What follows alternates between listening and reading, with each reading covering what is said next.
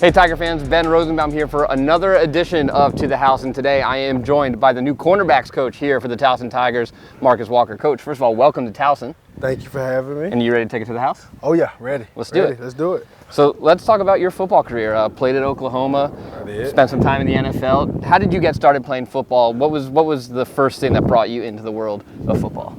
Ooh, well, my grandmother, she was a football fanatic, and she used to, love the Cowboys. So I watched plenty of Dallas Cowboy games, as a child, and just started from there. Just, the love of football. It's kind of in my family a little bit. So started when I was like 7 years old, and been played all the way up. So.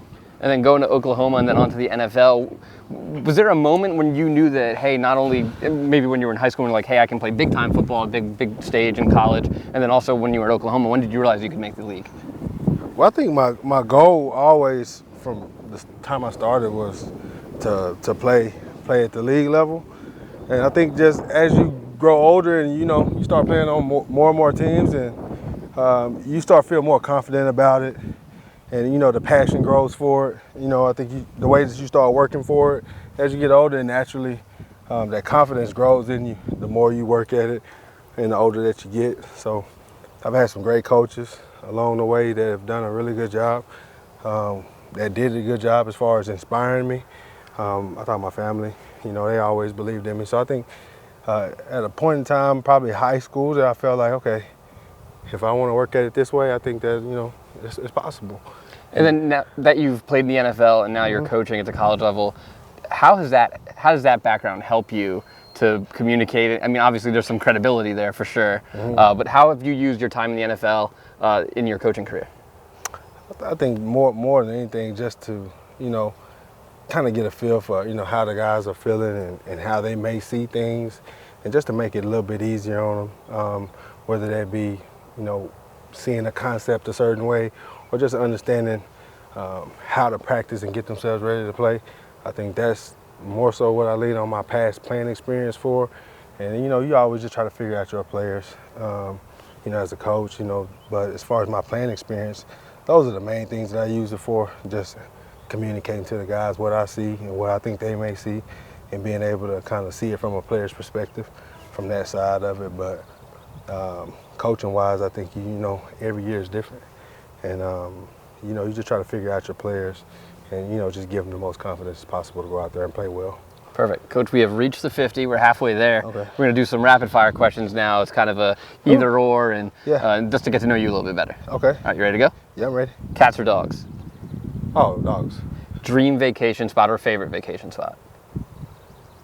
Somewhere on the beach. Do you have a pump-up song or band that you like to listen to? Ooh. The pump-up song, I Can Feel It, That's been a popular one so far. It's been a popular one. That's a good one. That's probably, when I think about football, that's what get me pumped up, yeah. Any pregame routine, either now as a coach or during your time as a player? I'm not big. I'm not superstitious. I kind of just like to relax. I like to relax prior to a game, yeah. Favorite football player of all time? Ooh. Emmitt Smith / Deion. Favorite football memory, either as your time as a player or now as a coach? Or one of each. Favorite football memory would have to be, winning, conference championship in college as a player, and also as a coach. Those are great memories. Playing in the national championship game is another one of my good football memories. So. Favorite food? Mashed potatoes. Favorite movie or TV show?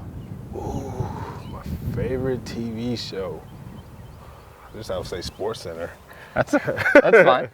And then, if you weren't coaching football, what would you be doing? Would you be doing something else, or what would you be doing? So, if I wasn't coaching college football, I'd be coaching high school football. Okay. But I would probably be teaching if I wasn't coaching. And then, last thing is, what is one thing people might not know about you? Ooh. I like to read books. Okay. Yeah. Perfect. Coach, 50 yards down, 50 more to go. Okay. So now you're here in Tiger Town. Yeah. And talk about coming on to Coach Shinnick's staff and how you ended up here. I had a great conversation with Coach Shinnick. Everything he stands for, is really what I believe in as a coach, and so it's been great to be a part of the staff and be a part of this team going forward. And then you look at the corners position. Yeah. You think about more recently for Towson, guys like Ty Smith, who was drafted in the NFL, and then now currently a guy like Robert Javier, who's shown he can be really special. What do you think about the corners group now that you've gotten some time, and the team overall, to be with them during the spring? They've been awesome since I've been here.